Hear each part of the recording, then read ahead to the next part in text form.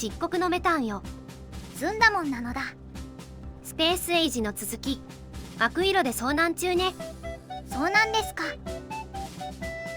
一旦街で他の惑星の様子を見ましょう。まずはフルボラ品質上げをしたりしなかったりしているのだ。品質を上げるための品質モジュールの品質を上げている段階ね。品質がフルーツタルトケーキなのだ。ゲシュタルト崩壊ね。あちこち生産過剰で止まっててもったいないから、レジェンドを作るためのエピックを作るためのレアくらいまでは進めておきましょう。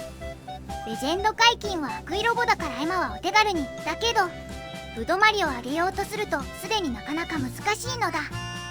中間素材まで全レアリティに対応するのは苦行ね。肝心の顧問が不足してきたし、雰囲気をつかむくらいにするのだ。さて、顧問が不足したというのはこういう回路で検出してるわ。ロボネットの内容が敷1以下ならスピーカーを鳴らすのだ。システムの状態を知る仕組みはダッシュボードが有名ね。車の運転席やアプリについてるのだ。で、私は工場を回すために異常を修正したいだけだから、異常時だけ修正しろって意味でスピーカーを鳴らすだけね。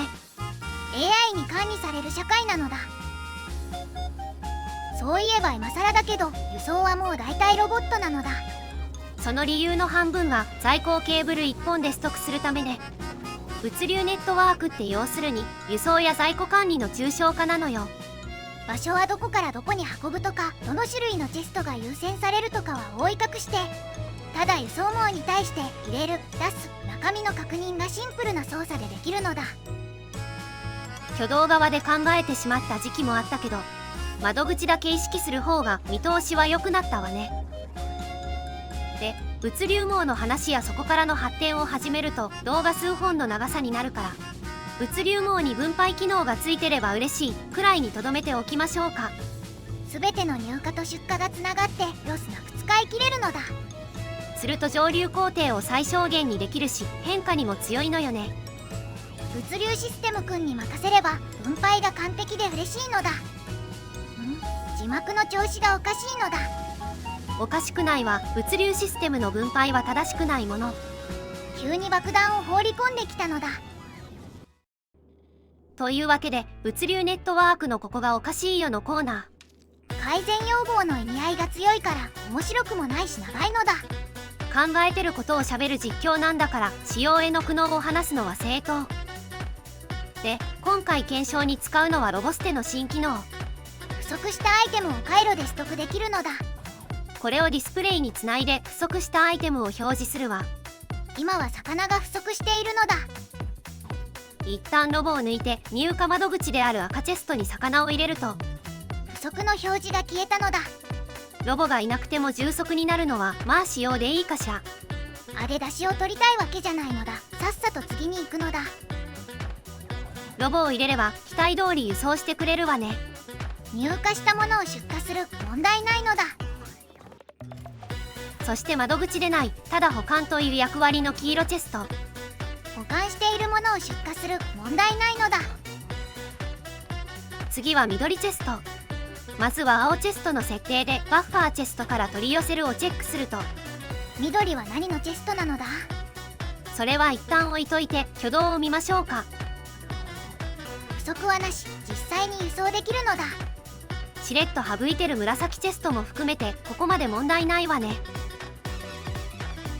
最後はバッファーチェストから取り寄せるのチェックを外すのだ。じゃあ緑チェストに魚を入れるわよ。不足判定はなし。あれこれ合ってるのだ。在庫は要求数以上にあるので不足していません。あるって言っても全然届かないのだ。魚は足りている。仲介業者が溜め込んでいるだけよ。と、このように物流システムの在庫って要求できるチェストで2つに分かれてて、 UI や回路で拾える数は緑チェストを使える甘い側なのよね。全ての需要に応えるのが良い物流網なのに、上級チェストだけ満たされて一般チェストは全然満たされないのだ。さて、視聴者さんはついてこれてるかしら。多分もうきついのだ。残りは巻き巻きでいきましょうか。緑チェストって結局何者？黄色チェストの親戚で窓口ではない応答時間を改善するチェスト。物流ネットワークとの出し入れにはインサータを使う。だからヒントでインサータを使うものだけが外部との窓口なのだ。北海道でも当日配送をするための地方倉庫みたいな感じかしら。ただファクトリオの良くないところになってしまうけど、機能はいっぱいあるけど設計思想が怪しいところね。要点だけをかいつまんで言うのだ。1、ロボネットには応答速度派の建設組と在庫最小派の物流組が存在する。2、防衛に応答速度が必要として建設組のルールを優先している。3、緑チェストの登場により緑チェスト以外の応答速度は本来必要ない。4、建設組のルールで物流組を構築する不便さだけが残り 2.0 でこの不和はさらに拡大した。まとめ、建設主導が問題、物流主導にすれば煩雑さは改善する。